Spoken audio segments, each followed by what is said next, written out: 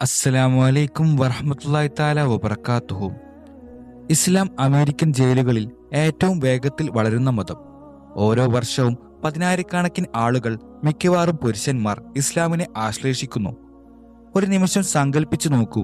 ഏകദേശം 35,000 പേർ ഒരേ ജീവിത തീരുമാനം എടുക്കുന്ന ഒരു സ്ഥലം. പള്ളിയിലോ സർവകലാശാലയിലോ അല്ല, അമേരിക്കൻ ജയിലുകളിലെ മങ്ങിയ ചുവരുകൾക്കുള്ളിലാണ് ഇത് നടക്കുന്നത്. എന്താണ് ഇതിന് പിന്നിൽ? ഭയമോ വിശ്വാസമോ, അതോ അതിലും ആഴമുള്ള എന്തോ ആണോ? ഡാറ്റയിലേക്ക് ആഴ്ന്നിറങ്ങി മിഥ്യകൾ പൊളിച്ച് ഈ മനുഷ്യ സത്യങ്ങൾ നമുക്ക് കണ്ടെത്താം.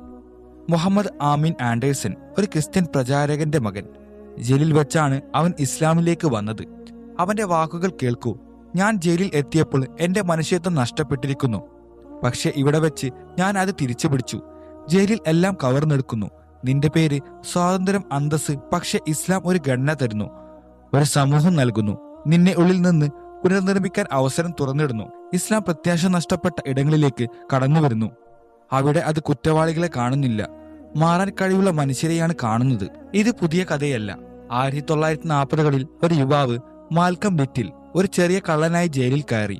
പുറത്തിറങ്ങിയപ്പോൾ അവൻ മാൽക്കം എക്സ് ആയിരുന്നു, പൗരാവകാശ പ്രസ്ഥാനത്തിന്റെ നെടുന്തോറും ഭക്തനായ മുസ്ലിമും. അവന്റെ യാത്ര ഒരു വലിയ പ്രതിഭാസത്തിന്റെ തുടക്കമായിരുന്നു.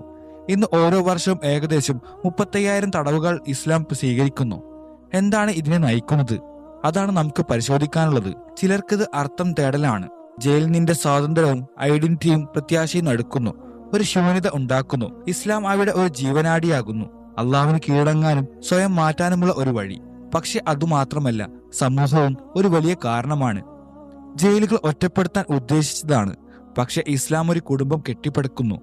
ദിനംപ്രതി പ്രാർത്ഥനകൾ, പഠന പട്ടങ്ങൾ, റമദാനിലെ ഇഫ്താറുകൾ, ഇവയൊക്കെ ഒരിക്കനേക്കാൾ ശക്തമായ ബന്ധങ്ങൾ സൃഷ്ടിക്കുന്നു. ജയിലിൽ ഇസ്ലാം സ്വീകരിക്കുന്നവർ പറയുന്നത് കേൾക്കൂ. ഇത് സമൂഹബോധമാണ് ആളുകളെ ആകർഷിക്കുന്നത്. സംഘർഷങ്ങളിൽ മാത്രമല്ല, ദൈനംദിന ജീവിതത്തിലും അവർ പരസ്പരം പിന്തുണക്കുന്നു. എല്ലാവർക്കും ഭക്ഷണമുണ്ടെന്ന്, ശുചിത്വമുണ്ടെന്ന്, സുഖമായി ഇരിക്കുന്നുണ്ടെന്ന് അവർ ഉറപ്പാക്കുന്നു. ഒരു ജുമയിൽ പോയാൽ ആളുകൾ യാഥാർത്ഥ്യമായി ഇടപഴകുന്നത് കാണാം. നിനക്ക് എങ്ങനെയുണ്ട്, കുടുംബം എങ്ങനെയുണ്ട് എന്ന് ചോദിക്കുന്നു. ഈ സമൂഹബോധം പലർക്കും ജീവിതത്തിൽ നഷ്ടമായതാണ്. ചിലപ്പോൾ ഏകാന്തതയിൽ നിന്ന് കുടുംബം തേടിയാണ് അവർ ഗ്യാങ്ങുകളിലോ മയക്കുമരുന്നിലോ എത്തുന്നത്. ഇവിടെ അവർ അത് ഇസ്ലാമിൽ കണ്ടെത്തുന്നു. യഥാർത്ഥത്തിൽ മുസ്ലിം തടവുകാർ എങ്ങനെ ജീവിക്കുന്നു എന്ന് കണ്ടാണ് പലരും ഇസ്ലാമിലേക്ക് വരുന്നത്. ഇസ്ലാമിനെ കുറ്റപ്പെടുത്തുമ്പോൾ നാം യഥാർത്ഥ പ്രശ്നങ്ങളെ അവഗണിക്കുന്നു. ഇത് മതപരിവർത്തനങ്ങൾ ഒരു സ്വാതന്ത്ര്യം തുറന്നു കാട്ടുന്നു. ഇത് ജയിലുകളെ കുറിച്ച് മാത്രമല്ല, നമുക്കെല്ലാം ഒരു പാഠമാണ്. ഈ വീഡിയോ നിങ്ങൾക്ക് എത്താൻ കാരണമായവർക്ക് വേണ്ടി പ്രത്യേകം ദുആ ചെയ്യണമെന്ന് ഓർമ്മപ്പെടുത്തി, ഇൻഷാ അല്ലാഹ് മറ്റൊരു വീഡിയോയുമായി പിന്നീട് കാണാം. ദുആ വസിയത്തോടെ. അസ്സലാമു അലൈക്കും വറഹ്മത്തുള്ളാഹി തആല വബറകാതുഹു.